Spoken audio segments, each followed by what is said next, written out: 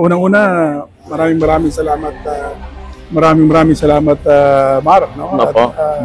sa binigay mong oras at unang-una siguro nandito tayo sa Magsaysay.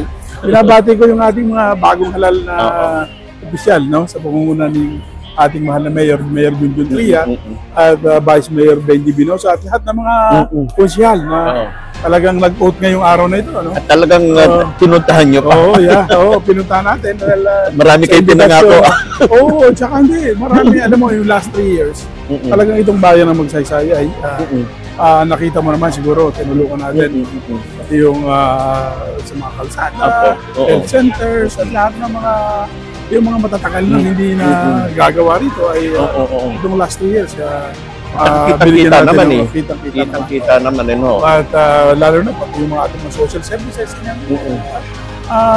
Pina natin, ano? Pinabayo natin at baka magselos naman po yung ibang bayan. Hindi, lahat naman yan. Lahat naman, alam mo, lahat ng bayan natin talagang lahat ng bayan tinutukan natin, no? So yung tanong mo tungkol sa agrikultura. Opo, yung sa agriculture. Alam naman natin na agricultural province tayo, Mark. At alam nyo, pagdating sa agrikultura, alam mo, ako, vice chairman ako ng Agriculture and Food. Ganun ba? At noong 2024, alam mo, yung marami ang hindi nakakaalam, ano? Alam mo, yung 12078, yung rice tariffication, ay isa ako sa principal author. Bakit nagkaroon ng dagdag na pondo ang NFA at ang NFA at ang nagkaroon tayo ng, alam mo, kung napapasin mo dati, 2022-2023, ang presyo ng palay natin, 17 pesos. So, umabot siya hanggang 24. No? At hanggang sa ngayon, ay, alam mo, maraming mga kababayan na mga magsasaka natin ang gusto nang magbenta lang sa NFA. So, tumaas yung presyo ng pamimili. Ngayon din yung lahat ng programa para sa agrikultura, sinuportahan natin. Yung Rice Farmers Assistance. No? Dati, 5,000 lang yan. Ngayon, naging 7,000 na. Yung farm machineries and equipment, lahat ng yung mga seeds, at lahat ng mga pwede nating itulong. Ngayon, alam mo, meron tayong nagdadagdag tayo ng mga cold storage. Hindi lang sa mga, alam mo, hindi lang agriculture, sa mga magpapalay, no? Pati sa mga magsisibuyas. Ngayon, meron pa tayong additional cold storage na gagawin worth 500 million sa bayan ng San Jose. So, ibig sabihin, yung buong Samarica area, ito ang makikinabang na una nito. At yan ay gagawin din natin doon sa map sa ano. Kasi dalawa talaga yung pinuproposal nyo dito. Yes, ang isa pa, alam mo, kung nababalita mo, meron tayong nabid na yung FS, meron tayong isang malaking dam na gagawin. Dahil sa may lipitan sa Rizal. Sa lipitan sa Rizal. So isang mega dam na magsisilbing irigasyon ng na lalo-lalo na ang sakop niyan. Talagang magbe-benefit yan ang bayan ng San Jose, bayan ng Rizal, siguro Kalintaan. Hindi ba po pag sinabing dam, may kasama itong hydro? Yes. Yung kuryente? Yan yun. Yung dam at yun nga, may kasama itong magiging source ng hydroelectric power. At not only that, but ang magiging source din ng potable drinking water na alam naman natin, lalo-lalo na sa mga ibang liblib na barangay, ay talagang kailangan at tubig. So yan ay convergence project ng DPWH at ng National Irrigation Administration.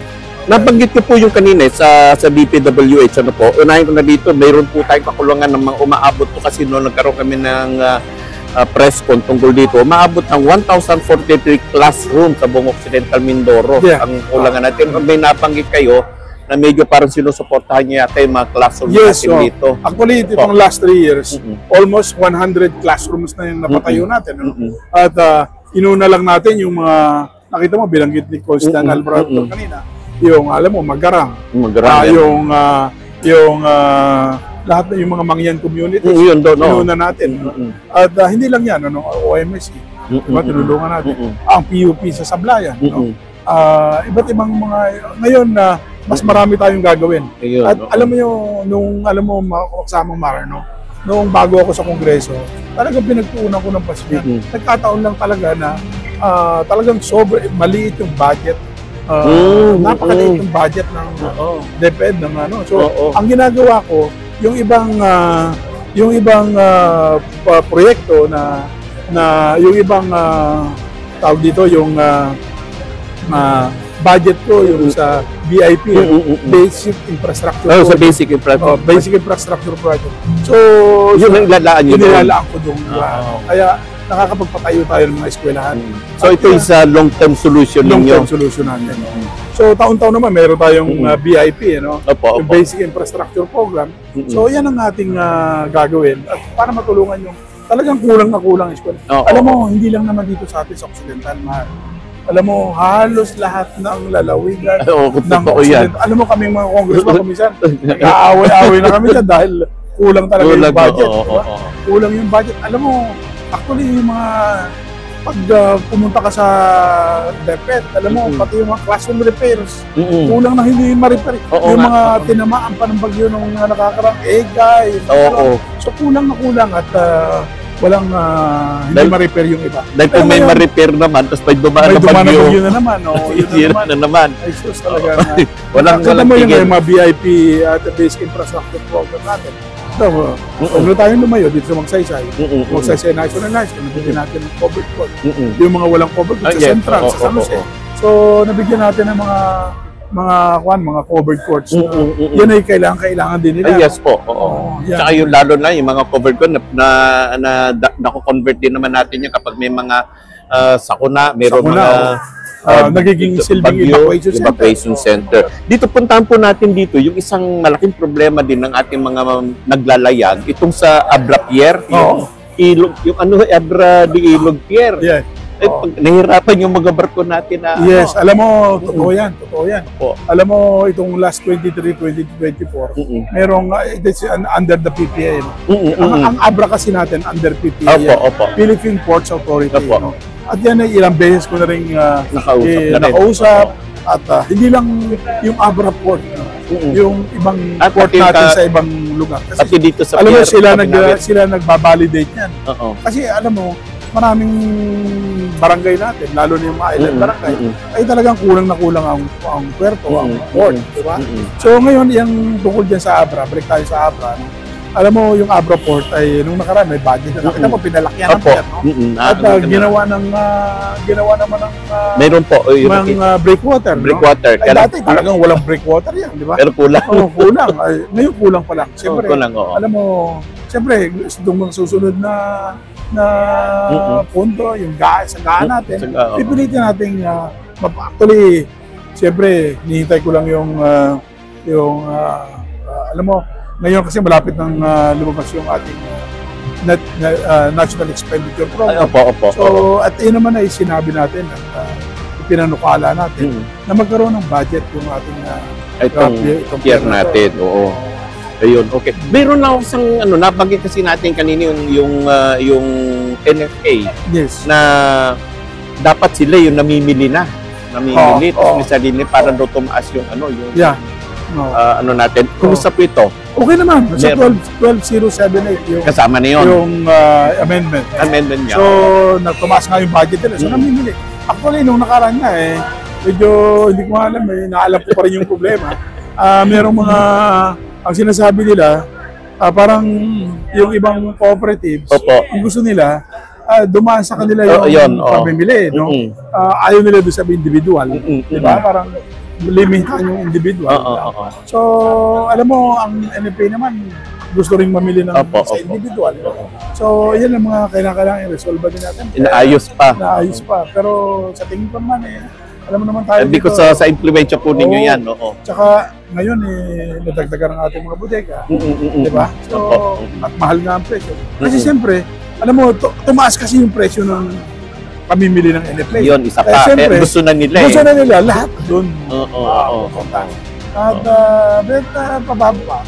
Siyempre, ang Occidental Mindoro ay sabi nating agricultural province. So, rice granary. Rice granary. At pipilitin natin madagdagan lagi. Nakatutok naman tayo po dyan. Nakatutok po ang Congressman Odi.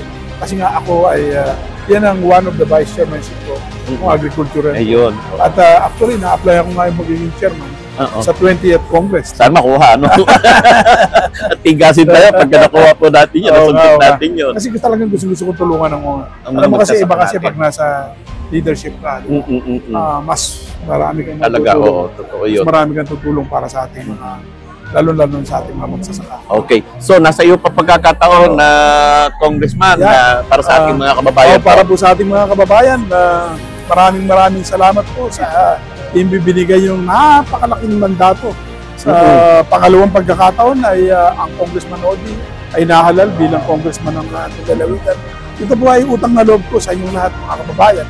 At alam nyo, ito pong binigay nyo sa aking mandatong ito ay susuklayan po ng trabaho at pagsisikap para po matulungan ang buong bayan, ang buong lalawigan ng Occidental Mindoro.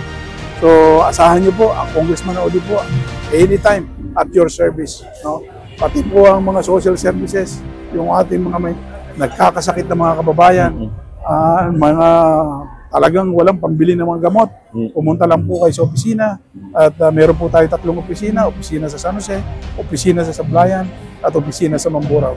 Huwag po kayong mag-atubili na lumapit. No? At asahan nyo po ang Congressman Odi magpapatuloy at magtatrabaho para sa bayan at para sa lalawigan ng Occidental Mindoro. Maraming salamat. Okay. Maraming salamat po sa pagpapaunlad po. At Okay. congratulations. Thank you. Okay. Thank you.